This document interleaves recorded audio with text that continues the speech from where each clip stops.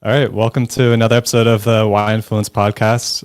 You might notice that I'm on the other side of the screen in this episode, and that's because I'm doing an update on how my journey is going after a year of podcasting and interviewing 60 guests, 60 influencers. And I thought it's suited to bring on my wife as the guest host. A lot of influencers I've interviewed have talked about family and how their family's been part of their journey and has seen their growth up close. So decided to have Crystal interview me today after doing the podcast for a year. So thanks for helping, Crystal. Yeah, of course. Hey, everybody. This is super exciting to see for me. And I'm just really happy that Jeremy was willing to be open and to let his wife interview him for an hour and for the 60th episode. It's definitely been quite a journey just watching him. And I'm really curious to hear kind of his thoughts on his personal development, his unintended consequences he's experienced, and I'm sure you all are too. So throughout this, if you have any live reactions or questions, definitely encourage you to post them. And I'm happy to interrupt my flow for seeing what thoughts you all are having and sharing those with Jeremy. So let's just dive right in. How does it feel to hit 60 episodes? What's it like to be you right now? Yeah, I mean, it's a pretty big accomplishment, I think, because every guest has been a very big guest in my opinion. So I've been very fortunate with the guests that I've got. So I feel like it's been just a big journey, and I just feel like I've grown a lot. When I started, I wasn't comfortable sharing, and now here we are, sharing how I'm feeling about doing this podcast. So definitely got a lot of growth from it. Yeah, it sounds like you have kind of a mixture of, in a way, surprise and also gratitude and a lot of growth there. Just to give people an idea of the significance we're talking about here, how much effort would you say, ballpark, has it taken for you to get to 60? Yeah, I mean, it's been a year, probably a little more than a year, because I had about 7 interviews recorded before starting the podcast publicly. And it takes time to reach out to people and to do everything. So I'd say you could say it's an average of maybe 10-ish hours a week over the past year to do the podcast and to work on the self-development that I've been doing. Yeah, I mean, that's pretty incredible. And I'll tell everyone here, for me, like watching that, you think about that, that's like 25% of a full-time job, right? 40 hours a week, you cut that into 10 hours a week, and that's what you've got watching Jeremy do this. And so that's really, really cool to see. And again, really cool to see that you continue to work on that throughout this entire year to get to 60. I mean, that's huge, right? Yeah, You never gave up or let it go. So you've been very open from the beginning, I think. I remember just watching even your very first, your 0th episode. You've been very open that this has been about self-development for you, that's really where all of this started. So let's talk about some of that self-development growth. And specifically, let's talk about the last 30 episodes. So the last time you were interviewed was by Nathan Kettler at episode 30. And that was also your very first live stream, right? And since then, you've been live streaming every episode. So tell us a little bit about what that's been like for you. Like, what's been hard? What's become easier? What do you like about it? What don't you like about it? Yeah. So I've done about 30 live streams now, all on video, whereas before that was all audio only and pre-recorded, so I could do editing. So it's definitely been a learning experience. I'm still not the happiest with what my background looks like, but I got my logo back there now. Getting feedback from everyone I interview. I've just been constantly trying to improve. So, I don't know. It's harder because you got to be vulnerable and you got to be willing to make those mistakes and put yourself out there. And I've had guests who aren't used to sharing in this platform or in this method. Like I've had a guest who creates communities and has communities with tens of thousands of people in them but it's usually in like a text or, that kind of format. So to see that I'm, more comfortable than a guest in that regard when I'm having that conversation feels like, it's a realization or wake up call that I've made a lot of progress here. Yeah, that's huge. When you find that you're interviewing someone who, like you said, you've had some really phenomenal guests on the show, and you're almost introducing to them to something new, a new way to engage with their community that they may not have done. Yeah, and I think having video helps a lot too. I mean, a podcast is by definition audio only, but I get to put this on YouTube, and it has other places to put it, as well as I've had a couple guests who have taken the entire interview and put it on their YouTube channel. So I've seen that a video can get much more reach. I mean, I didn't really necessarily see anything from that, but the fact that the content that I was there to help enable and create got further reach with a community that cared more about that guest anyway was pretty cool too. I think one of them got like 15,000 views when someone Oh, wow. uploaded on their YouTube channel because it's their community and they care about him. So it was just a deep dive into the guest. That's so great. And in fact, I think you make me realize like that. I don't think I've live streamed very much. This might be maybe the third live stream I've ever done. I think there's a few events I've done because of COVID that are live streamed. So yeah, I mean, I think when you talk a little bit about the feeling of vulnerability now, with live streaming and things like that, did you find that both for yourself and even for your guests who haven't live streamed, that it was a pretty easy switch, like throughout in a live streaming session to get comfortable with this platform?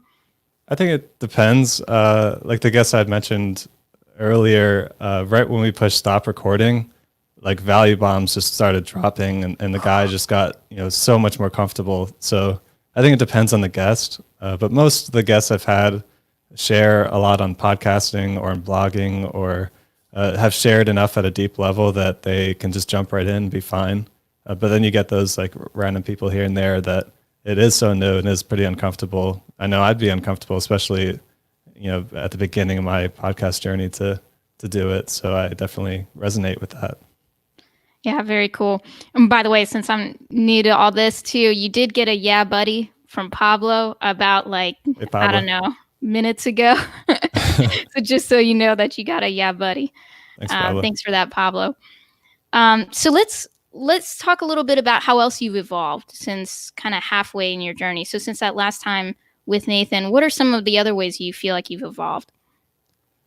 Because I'm interviewing people who are sharing and being vulnerable in such big ways and asking them about why they do it and the struggles they've had.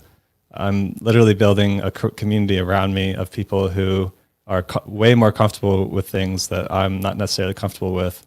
And it's just over time that I think builds up and becomes a little bit easier and a little bit easier to start sharing more. So I see that like live streaming now is becoming easier.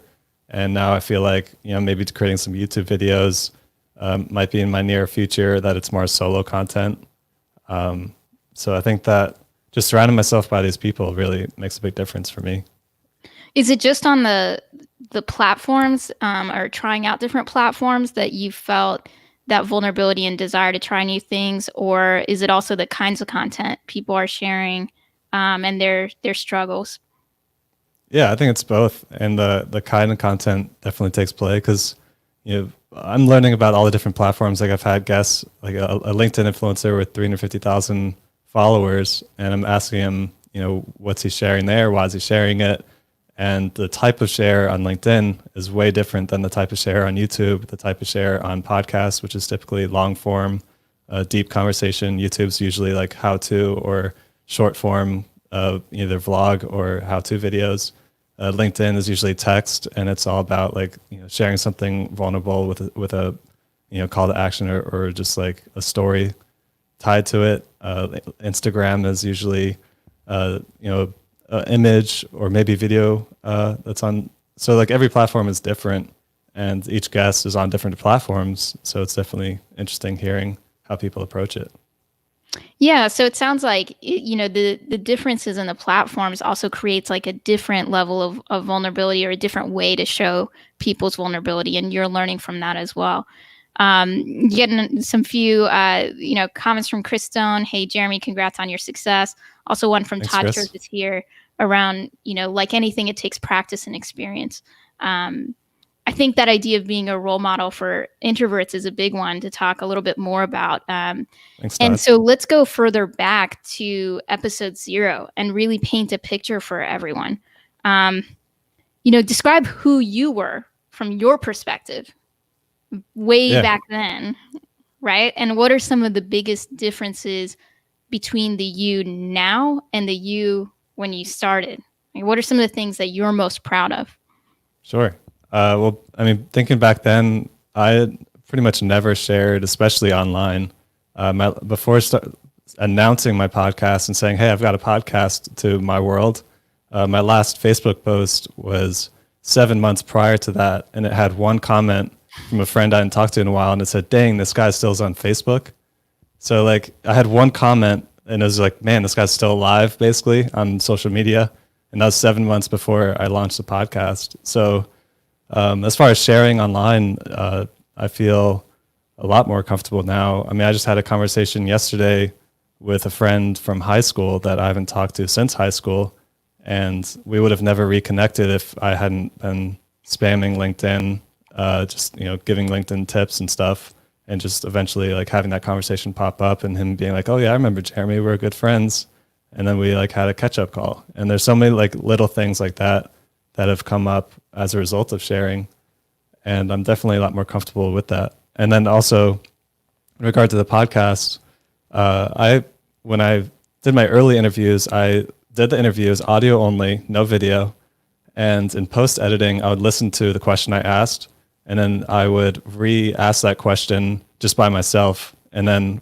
record it where I'm more confident and concise, and then edit that into the original interview for the first 3 episodes. So the first 3 episodes didn't have the actual me part of it. Like, I had to like edit myself into it, so I sounded more confident, concise, and it ended up being a good activity to do because I got to, think about how do I want to ask this, how do I want to sound, and it helped me figure that out.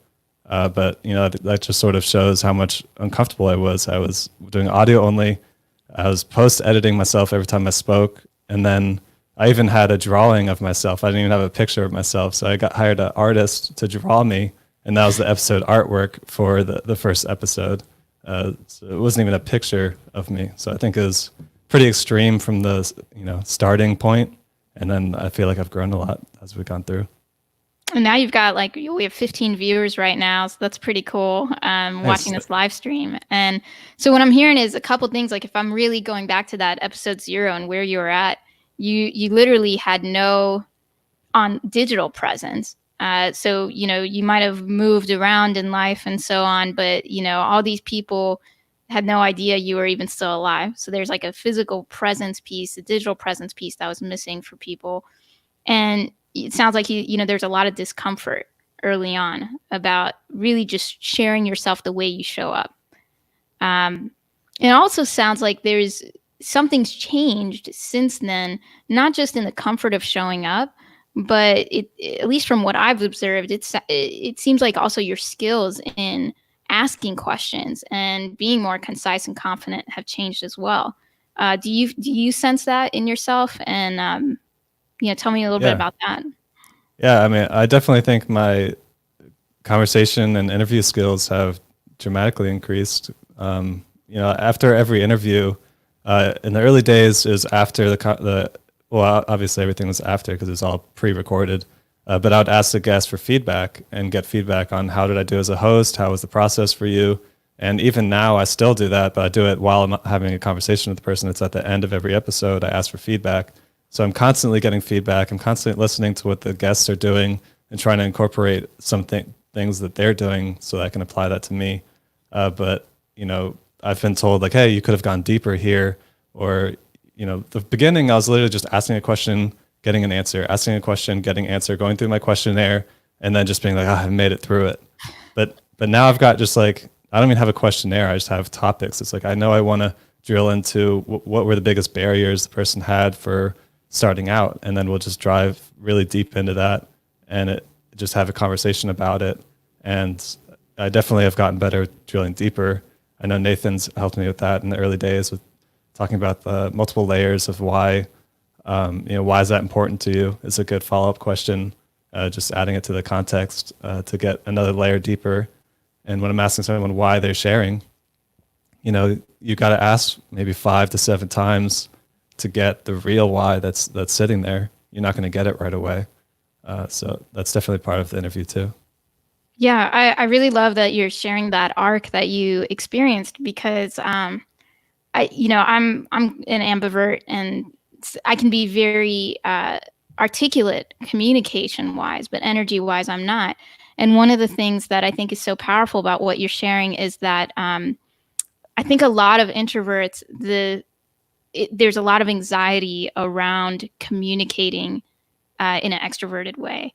And so I remember we used to talk about this too at the beginning, having that script was so important and sticking to it because it's almost like the anxiety is such that you're not able to really go deeper.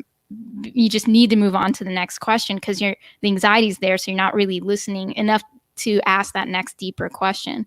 And so I think that's a huge growth point for you to have had the opportunity to practice those skills of really being able to set that anxiety aside and to show that it can be done, because I think even if you're not an introvert, I think a lot of people listen in order to just say their point of view and, not really listen.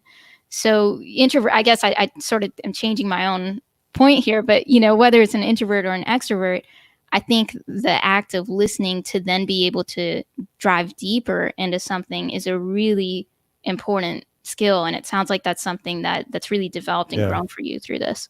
Thanks. Yeah. And I had a guest that actually, after the conversation, he said he's been on a lot of podcasts. I don't want to say how many because it might give it away, but he said he's been on JLD's Entrepreneur on Fire podcast, which is one of the largest ones. And he thought that I did a better job at asking questions than the times that he's been on that show, which is a pretty big compliment because JLD has probably done a couple thousand interviews at this point. Wow. Yeah, that had to feel really good to hear. Yeah, and I get a lot of feedback that being an introvert is actually an advantage when it comes to podcasting because a lot of times you're a better listener as opposed to an extrovert because an extrovert may overpower the guest and take conversations where they want it to go, whereas an introvert may tend to listen more and then drive more into what the conversation's actually doing or going. Absolutely. Do you feel like that skill that has really been developing for you over this podcast journey has also translated outside of the podcast platform to real life? Yeah, definitely. I've had conversations really just in any conversation. I feel like I understand how to drive deeper into conversations to learn more about it. I've talked to a couple entrepreneurs who were struggling and just listened to what they were doing and gave feedback. And I feel like I was able to ask good questions and dive deeper and help at a deeper and more impactful way just because I've got the experience from doing all these interviews and drilling deep with people. So I definitely think that it translates over, as well as being comfortable. I mean, I don't know where this is all going, which maybe we can talk about later, but being able to feel comfortable to be maybe a face of a brand or start a business where I can be more upfront as opposed to behind the scenes.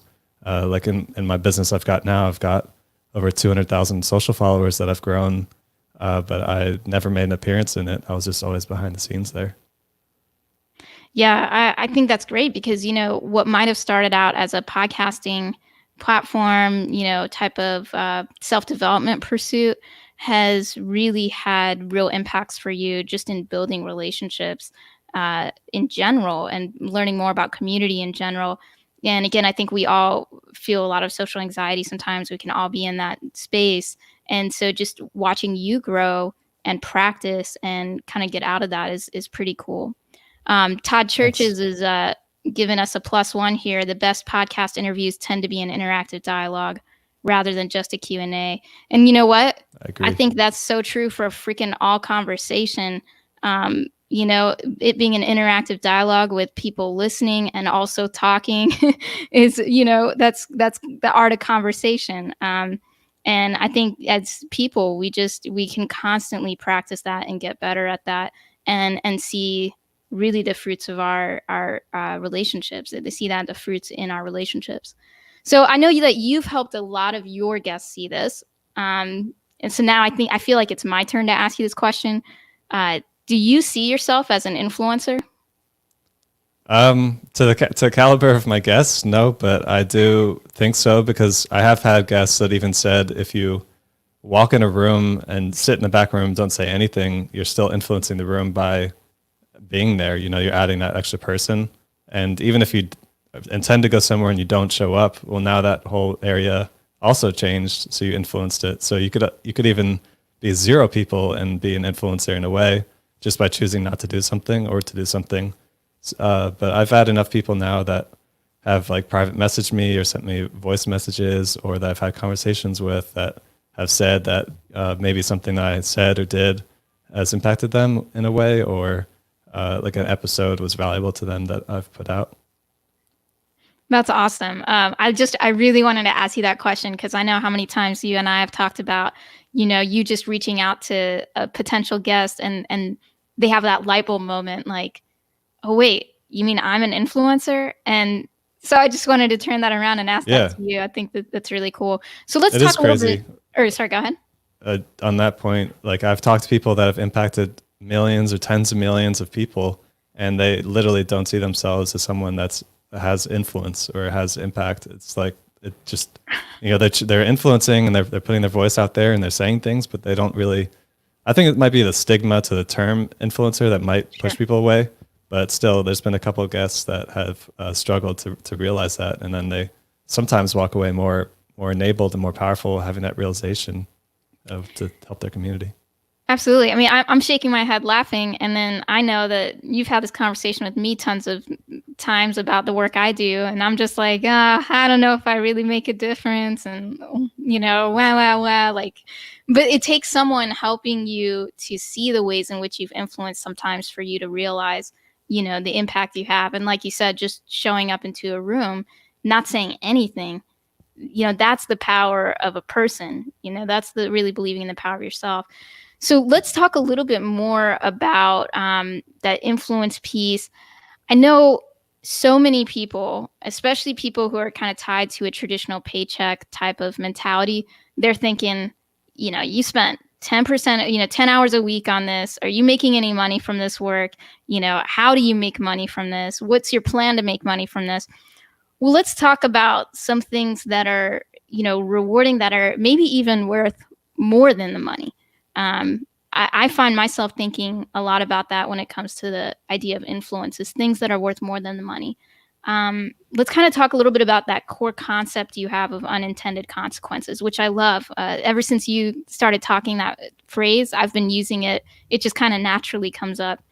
So what are some of the things that have happened for you that you didn't expect going into this? Well, to preface that, if you don't mind, talking about like the amount of time that went into this. Well, first of all, I'm not making any money from this, but I sort of can relate it to doing like an MBA. Like a lot of people can spend a lot of money getting an MBA. It takes maybe a year to 2 years to get an MBA, and you got to invest all this money, invest this time. And at the end of the day, it gives you some credibility and it gives you some network. And that's sort of what this podcast, I think, is doing. It's giving credibility, it's giving network. So if I'm putting time and spending money on it, then it's essentially like investing into like something that's going to add credibility and make me more marketable in the future. So I think that that's one way that you can think about like investing in something like this. And if you are a career person, then having a better online presence could definitely help you in your career, because maybe you set yourself up as a thought leader in your space, and then now a year or 2 years down the road, you're getting these leadership opportunities and in roles that you never thought you'd be able to get this quickly. And it's all because you were, intentionally sharing and putting yourself out there in some kind of big way with some kind of mission that you care about. So I think that is one way to think about it. Yeah, absolutely. I love that your analogy is the MBA. So, let's just be even more clear. Do you have are you in debt? Did you take out any loans over this MBA, this podcast MBA you've gotten now? No loans. Yeah, it's been mostly bootstrapped. It's not a significant cost compared to an MBA, but it definitely helps with building network and building community and building credibility. I would definitely say that. One thing I've really appreciated about you, just throughout our whole relationship, is how you think about risk and how you think about investment, and that was just a very perfect example of how differently I feel like you think about it than just maybe anyone else. So I love how you think about it that way. Of wow, yeah, it's this 10 hours a week, but you're getting something for not even like taking out that loan on an MBA, and you're getting similar. I mean, the people you've met, right? So back to this thing around unintended consequences and influence. I mean, the people you've met, you might never have even met if you're just like in an MBA program or making an investment in another arena. So yeah, so what's happened for you that you didn't expect going into this? What kind of doors have opened or opportunities come your way? Yeah. So I would definitely say the opportunities have come up with just having conversations with super influential people. I mean, I've had a YouTuber with several YouTubers over 1 million subscribers, but usually to get 1 million subscribers, you're sitting around 250 to 400 million views on YouTube. So I've had several people that have had, hundreds of millions of views on YouTube, let alone oftentimes they have large Instagrams and maybe podcasts as well. So the combined reach of all the guests I'm sure, at least in the touch points of people, is in the billions easily. And I think that that's a big unintended consequence Wow. for me, is just the fact that I've had conversations with such large influencers and the reach that they have is so large. And oftentimes the conversations I have with them can impact them in some ways. So essentially, I could be influencing the influencer in some way from the conversation. They could walk away thinking, oh, well, I can think about this differently or think bigger about this or try this a different way. I always try to give value to the guests. So that's a big one, is I didn't expect to influence the influencers. And then to think how big their audiences are combined is pretty crazy. Maybe some other ones are, like I had an opportunity to speak on stage at a podcast conference, and it was my first time doing like a real public talk. So I was super nervous, and I pushed myself. I got up there and I did it. In my opinion, it's horrible, but I made it through it. And someone approached me the day after, and it was like, "Hey, I saw you speak the other day, and I just wanted to tell you that like you inspired me to challenge myself to speak next year at the conference. I'm terrified of public speaking. I've never done it and never really planned to do it. But after seeing you speak, I felt like I needed to challenge myself. So I had someone that felt that much emotion and power just from me, first time speaking on stage, which was a pretty big unintended consequence for me as well. Yeah, I think that's that's huge. The idea of how sharing your vulnerability can sometimes be even more inspiring than sharing your strengths. And so the fact that you've been really sharing your vulnerability throughout this entire journey, which is a really, that takes a lot of courage to do, is to really put that on display. I think that's a really huge unintended consequence, or thing you couldn't predict. Um, I know all of your guests have been really phenomenal, and I'm just curious, what are some examples of how your guests have influenced you? What are some of the, it doesn't have to be particular names, but if there's particular ideas or particular names of people and how they might have influenced you, what are some of the things you've been taking away? Yeah. Well, what you were just talked about with being vulnerable and having the courage to do that. I mean, that every single person has had to do. So, surrounding yourself by people like that definitely influences me just as a whole. Like every week I'm talking to somebody who's doing something big, that they've put themselves out there, and they've had hate from people from but they've still pushed through regardless of that. It definitely has just inherent over a year of talking to people every week about that adds up as far as influencing me. And I would say, like, if I'm going to shout out a guest, there's a guy, Devon Brown, and he is the event MC for. He's like the world's best event MC. If you can see him on stage, he brings so much energy, and he talks about how, as an event MC, you have the most influence at a conference, and a lot of people aspire to be a keynote speaker, so you can be like have the most influence. But a lot of people overlook the fact that, well, who spends the most time on stage? Who gets the most time talking to the audience and building a relationship? It's the event MC. So he's the event MC now for Russell Brunson, Tony Robbins, Dean Graziosi, like all the big players in business. He does all their events, their private events, and stuff like that. And he said that if you have a message that you found that is able to touch people's lives, then you're ripping the world off by not going as big as possible. So he said to stop ripping the world off and to go bigger. And I think that statement has, stuck with me since he said it. Do I think it's with this podcast specifically? I don't know, but the podcast is helping me overcome my barriers to sharing, and we'll see where that goes. And that was one of your earlier episodes, right? Yeah, that was like 6 or 7, something like that. Yeah, that's really awesome. I think that there's got to be so many takeaways you've had from the guests, and it's always good when when you've already had so much input. There's certain things that really stick out that you hear over and over again, and that vulnerability piece, that the power of sharing something and really understanding that, wow, you're taking something away from the world by not contributing when you've got something that's unique or that really speaks to people. And you've seen that time and again.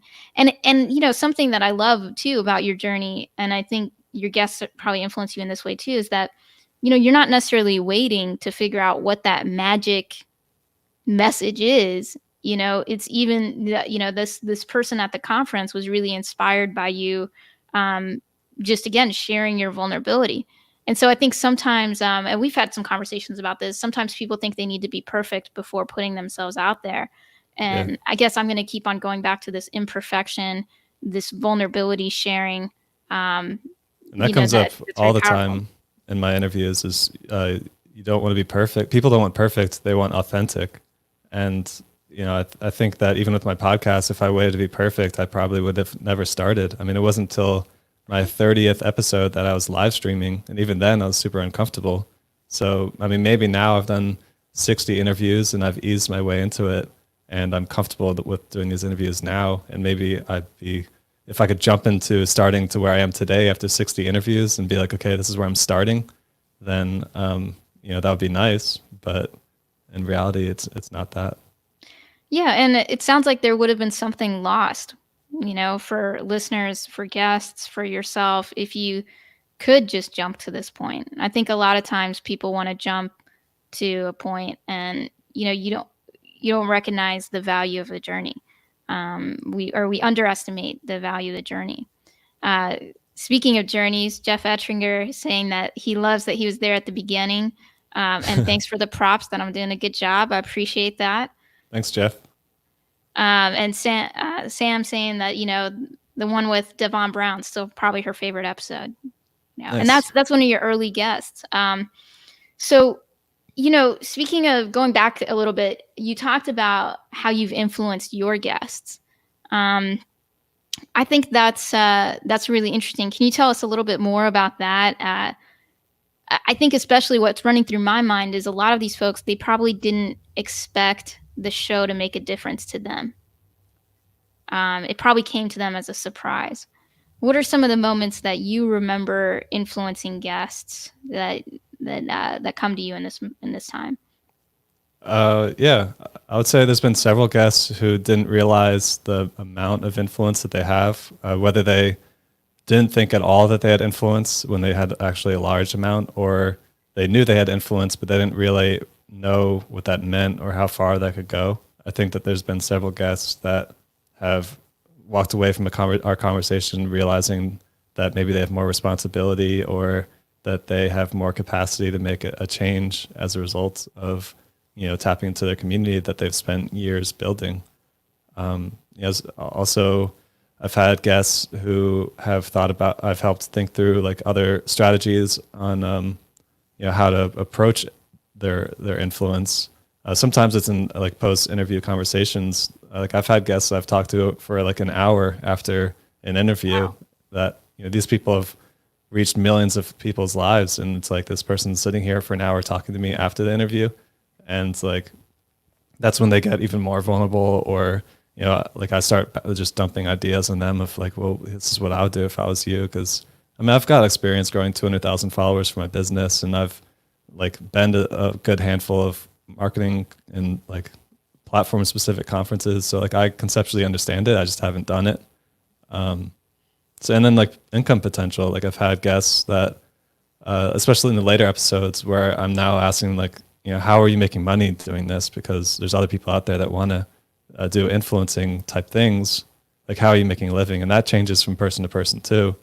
So sometimes I may be talking to somebody who has a ridiculously huge audience, and they're only making money from like YouTube ads. And it's like, based on the conversations I've had, like YouTube ads is the least amount of money of any income Right. source, right? So like the amount of potential that person's sitting on is ridiculous. So sometimes I'll have conversations like helping them think through, okay, well, how do you approach tapping into more of that potential income that could be sitting there, in an authentic way that fits with your audience too. But those are Yeah. just a couple of ideas. Yeah, absolutely. That's going back to the first one you said, about just people not even being conscious of their influence or their scale of influence. Um, that's yeah, I know we've gone back to this a couple times, but it really made me think. Unconscious influence is nowhere near as powerful as conscious influence, right? And Yeah. maybe that's something where this is heading for you too. Is if you're not aware of how much influence you have, you're not going to use that influence, that power, as effectively as if you were aware of it. So just people having the opportunity to be interviewed by you, originally it sounds like you're asking them for a favor, like, hey, will you spend this time with me? And then next thing you know, they're spending an additional hour because you're shedding this light, that you're creating this awareness for them around things that they themselves may not have really fully appreciated. Yeah, um I've definitely seen that. Like guests that I've literally questioned if they wanted to come on because maybe my audience like is insignificant to them, and they don't know if they're really that passionate about my mission. And then after the conversation, we end up talking for a long time, and I end up helping them a lot. And it's like, they were hesitant to jump into it for their reasons, but then they walked away with tons of value. So it's pretty cool to see that. and that must be helping you too become more conscious of the influence you have over people, and like when you're engaging with people. Yeah, I'm trying to look at it more than just what I'm getting, because I can look at my, downloads and be like, like I'm not getting a lot, but I have consistent downloads, which is pretty cool. But to think that I'm making a difference to these other people who have the big audiences and they already have their platforms is, pretty fulfilling to know that I'm making a difference on them. And then if they are willing to share our interview with them, a lot of times it's just like their origin story and what they're doing. And if they want to share that with their audience, I'm sure that they care about it. So I'm trying to be more open with them taking the content and using it as they wish. Because like, whether I get anything from it or not, which most of the time, almost all the time, I don't, even like that video got like 15,000 views on YouTube. I don't think I got more than one person maybe like that's come over to my platform, but they don't care about me. They care about him.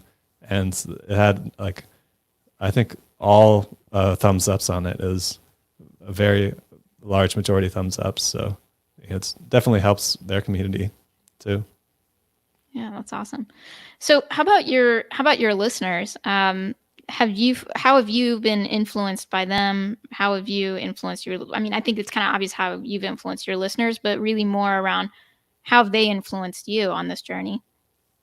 Um, I would say that the listeners, it's a little difficult to say because podcasting, it's very hard to hear from the listeners. Like you can have somebody that listened to every one of your podcasts, and maybe, they went to Apple Podcasts and left a one-time review if you're lucky. But then did they actually go to your website and send you an email, or go to a social media and send you a private message on top of listening to the podcast? It's a little bit of a lot of extra effort on the listener part. So to be honest, I don't really know that many people that are listening to my podcast. I know maybe one or two people that I think are listening to pretty much every episode, but I'm not sure. But I have heard, I have been sharing on other platforms as a result of just this whole sharing journey. So I've gone in the past couple of months, like pushing on LinkedIn more. So then I get like more private messages from people just saying, "Hey, like I see what you're doing on LinkedIn. Keep up the good work. I see that you've been doing the podcast for a while and you've been sharing about that. So it's great. Like, keep up the good work." And a lot of times it's coming from people that like I haven't interacted with, or that they don't post themselves. So maybe them seeing what I'm doing can help them in some way. But for the most part, from the listener end, like I don't really know who's listening, and I don't really have comments coming through. But I've got about 42, I think 42 Apple Podcast reviews now. So I've read all those, and I feel pretty proud that I've got 42. That's a good number of Apple Podcast reviews. So I appreciate all those. They're awesome. There's some really good ones in there. Yeah. So going back to a little bit what we talked about with your guests, Pablo suggests it would be interesting to see if you started gauging each guest on return on influence. Sounds like an interesting concept, Pablo. I would love to hear more about that, because you're using some advanced words like variances, and I'd love to know a little bit more about that. It would be interesting to hear how each of your guests are benefiting from this as well. So, yeah, it's a good point. I don't know how you would track that, but I appreciate it. I'll think about it. Well, and you know how I feel about numbers. Half of them are made up anyway, so you could create your own formula and share it with us, and love to see it. Yeah, that's true. I know I would. I know a lot. I mean, a good, like at least a dozen of my guests have literally saved people's lives. So I think that there's been pretty high return on influence for specifically those people, for sure. Like you could have a graffiti artist who draws like "You belong here" on the wall, and then like a guy comes up saying like, I was going to kill myself yesterday, but after seeing your art, like I decided not to. So like that graffiti saved someoe's life. And, I've had podcasters who have heard that from guests, and same with YouTubers. I've had a lot of guests who have literally saved people's lives, and that's from people that they've heard of. If they've influenced, 10 million people, there's probably 9.99 million of those that they haven't heard from, that they don't know what happened. Sure. And they probably have also saved lives. That's so huge, because a lot of these stories you're sharing, they're really great examples of that power of unintended consequences. When I think about it, there's a lot of value in taking, meaningful action towards something, and then just letting rewards come that you never expected. I think a lot of people, we all have a tendency, we want to do things where we can predict the outcome, where we can predict the rewards you're going to get. And, you map out this magic strategy if I want to get from point A to point B. But the thing I find so powerful about what you're saying is that, you're not limiting yourself to what you can get. And I think that's something huge. I think everyone can learn from your journey is, you're doing something where you can't predict the outcome. You can't predict the rewards of it. And so therefore you can get things that you couldn't even predict. And I think that's very, very cool and extremely powerful way to approach self-development, a powerful way to approach career goals. Just thinking about really authentically what's something you really want, and taking some meaningful action towards that, and then seeing what comes back that you could never even predict. Go ahead. And early in my journey, a lot of people suggested not to plan for that, because a lot of times that could be narrow focused, and you might not see the right opportunities, especially in podcasting. I've talked to a lot of people who are in it early, and they're just like the best way to approach it is just to have an open mind and keep going, and opportunities will eventually arise from it. They say it takes, I've had some people say it can take 3 years before you start, getting something like hard out of it. I mean, it may be true. I've been doing it a year and still haven't really got much other than self development out of it or in community, which I think is big. So if that kept going, I could see how 3 years of this could put you in a good spot. Yeah, and at the same time, everything you've been getting is enough for you to keep going, which brings us more kind of towards the future. I know that throughout this, you've started a community now. You're doing these kind of influencer meetups. And that's been a big takeaway from your guests as well, is the importance of community, especially given that podcasting is a one-way platform, or more of a one-way platform. Um, so, you're looking for different ways to create community in your own work. Live streaming is a part of that. Uh, and then really starting these meetups and these kinds of dialogues. So tell us a little bit about that, what that's like for you, and a little bit about that journey. Yeah. Well, when I started out, I was just doing the podcast, and I could just look at the analytics and be like, okay, people are downloading it and listening to it, and they're coming back, but I don't know what's going on. And a lot of the influencers I talk to, I could be talking to a YouTuber with over 200,000 subscribers, and they could talk about how they did a live stream and had 15 people show up, and the amount of passion that comes through when they're like, the live stream and talking about that with the 15 people compared to the, tens of thousands of on average views they get on every video is was a bit of an eye awakening for me. So I thought that I wanted to put more focus into building community, and part of the podcast goals from the beginning was to build community just with, people that I connect with to have interviews with. And then the people that are listening, I think are probably people that I would like in my community as well. So I've been just experimenting. I created a Discord group and really pushed that for a little while. It's hard to keep that engaged and people talking in there. I think Discord is not as popular with a lot of people on different platforms. So I still have it, and there's a couple people that talk in there every once in a while, but it's relatively stagnant. So then I put some effort into doing a meetup, virtual meetup over Zoom, and that's been going pretty well. I've got a good amount of people that are come every week to it, which is pretty awesome. So I appreciate your support.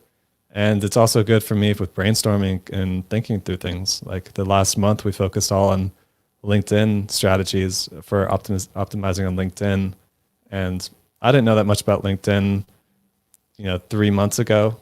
But I feel like right now, after interviewing some of the largest influencers on there and having these meetups discussing with people who are pretty good on there, I pretty much have a solid grasp of everything that I think there is to know about LinkedIn. And then you just have to, hustle and put all the effort and time and consistency from that point on that platform. If I felt like I chose that was the path I wanted to go, but I at least conceptually understand it. And I think the meetup definitely helped me solidify that. Yeah, I really want, just to listen to the power of what you're saying, I think is so important. A lot of times we all get stuck in our heads around, well, I need to create something, of value and put it out there. And we spend all of our time on that creation end of the spectrum. And like hearing your journey, it's like, okay, well, you really exponentially ramped up your ability to have an impact because you're interviewing people and learning from them through that. And, that took some amount of time for you. But then now you're having these meetups with where you're now having dialogue with people, and like something like LinkedIn, which I know that you just started really diving into in the last month, maybe 2 months of time. You feel like and I would say you know more about it now than I do. And I've been on the platform for 10 years, reaching out, and establishing my brand on there. And they know that's over a series of conversations that you've had. Um, and again, this is like something that really you learned from doing your podcast, that wow, community is the biggest thing that people are really striving for, even the top influencers. when it comes down to it, the thing that they want to grow now is community.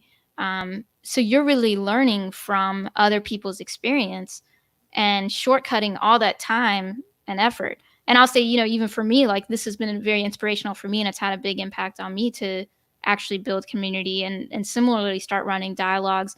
And being a professional speaker for almost 10 years now, it's like, okay, you stand on this stage, and I would say I'm one of those people who got stuck in that cycle of just kind of creation from your own mind and running around in circles in your own head. And yet the not only the creativity but the fulfillment you feel from talking to other people, I think is really huge. And shortcutting that has been, I think, a really cool part of your journey and a part of your future. Yeah. um Thanks. yeah. So what can listeners, your guests, past or future guests, do to help you continue on your journey? Yeah. Well, first of all, I appreciate all of you who have tuned in live. That's awesome that we've got a group of people here. And those of you listening after the fact, I definitely appreciate that too. Uh, as far as what they can do to help, I would say sharing it is probably the biggest thing. I've talked to a lot of people now, and they say like the biggest way, your community or your listeners can help is just to ask them to share it with people that they think could get value from it. So that'd probably be the number one thing, is if you think that there's anybody in your network or you meet people and you think that it's bringing up this podcast or what I'm doing as part of the conversation and sharing that is probably the biggest thing that you could do. Yeah, I mean, listen, we're all in COVID brain right now. We're trying to figure out, a lot of people are trying to figure out how to share their voice and may never have been in that position before. So as we start to get to the close, you know, uh, what are some of the things you think stop people from sharing their voices on a larger scale? Uh, I mean, I talk about this in every episode, but I definitely think that what we talked about earlier with being perfect is a big one. Whether it's being perfect from your capability or being perfect from the hardware that you have. Like people might have excuses not to start a podcast because they don't have a microphone or can't afford one, or people might not start a YouTube channel because they don't have a nice quality camera or can't afford one. But the reality is, majority of people in the world now have cell phones, and they've got very good cameras and they've got good microphones. So if you want to start a podcast, go sit in your closet, right, and get the sound deadening of your clothes and just record a podcast, and it's going to sound pretty decent. If you want to create a YouTube channel or start sharing videos, just record on your cell phone. I know Joe Rady from Rady's Rides got his first 1,000,000 views on YouTube with just his cell phone, nothing else. So it's all about just getting started. Really, is the biggest thing. If you never start, you're never going to improve. You're never going to know where you need to fix things. So getting started would be the biggest thing. Yeah, I love that, and that's a great parting thought, I think, or a closing thought is around just getting started. I think a lot of people, this comes from my psych brain, but a lot of people feel very comfortable in the planning stages of things because, if you're focused on just getting all the details right, you don't actually have to put something out there and hear what people think. Right. And, what you're saying is that's the biggest thing that's holding you all back is, get your head out of all those details, and learning along the way is 100% not only okay, but as we've heard throughout this whole, last hour or so, it's actually what has helped people get value from your work, is watching your journey and hearing it. Both for your guests, it's gotten them a lot of value. For your listeners, it's gotten them a lot of value, and for yourself. So that just starting and being, forgiving to yourself of not being so perfect, but not trying to plan perfectionism in. That's going to be the thing that helps you share your voice. Am I getting it? Yeah, that's awesome. Yeah, and if anyone's here, I don't know if you have more questions, but it'd be cool if you have any questions to post in the comments because it might take a second to write it up and post it. But if you have any questions for me, or if you want any clarifying or diving deeper in anything, just post in the comments. We'll have a little bit of Q&A at the end. Yeah, while y'all are writing some questions, I'll share that Pablo followed up with a great way to do that return on influence formula. He suddenly had that realization that Crystal's really bad at math, and he offered a great formula there for us. So Nice. for anyone knows, yeah, like I really do suck at like basic math. So I love that. You're getting some good comments here. Sam reiterating that starting is the hardest part, but it's also the best way to learn. I love that, Sam. That's a really great way to sum Yeah, that's spot on. that up. Another +1 there on great advice. Just hit record. I'm glad that Todd, you're loving this conversation. Sam wants to know: are there some particular goals for the future? Any particular plans or interests you've got? Yeah, I would say that I've experimented a little bit with creating YouTube videos, and that's sort of the next topic for my meetup is YouTube. So I was thinking of creating some solo content and doing it with video. So that's something I've never really historically been comfortable with, both solo and video. All my podcast interviews are me interviewing someone, so I can always ask a question and dive deeper and talk about them. So even this is, harder for me or more of a challenge because it's diving into me. So Crystal's doing that as the host. So I think that creating some solo content has been on my radar, and instead of doing it specifically on the podcast, I think doing it with video is what I'm thinking about. So maybe some of those will hit the podcast. I don't know the exact strategy yet, but I'd say the next wave of self-development could be some solo video kind of stuff.